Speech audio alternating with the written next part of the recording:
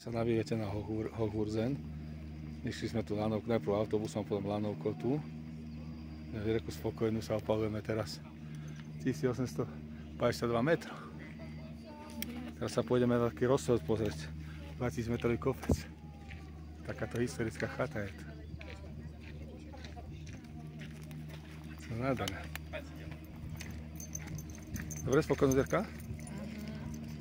Spokojnosť, krásne. Táto inverzia vidno krásne, celý ten Dachstein sa nám ukázal. 1000 metrov vyššie ako Šladník teraz.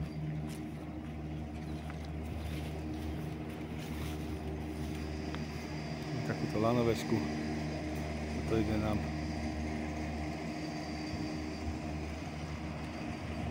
Nádherné. Naľavo je prvý chod Bischofsmuseum. Torstein, Hoherdachstein. To sú kopci. Vľavo je Tenerge Birde, kde je najvyššia ľadová jaskyňa na svete. Werfen.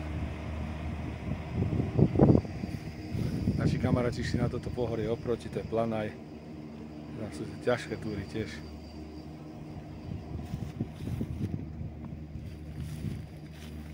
Spokojne, my sa poopalujeme, dneska máme taký oddychový deň.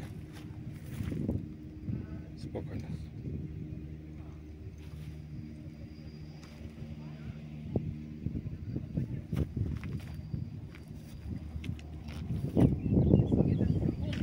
Dole je Obertal, tam je dole, kde tam máme Obertal, tam sme boli včera, na Giglasute.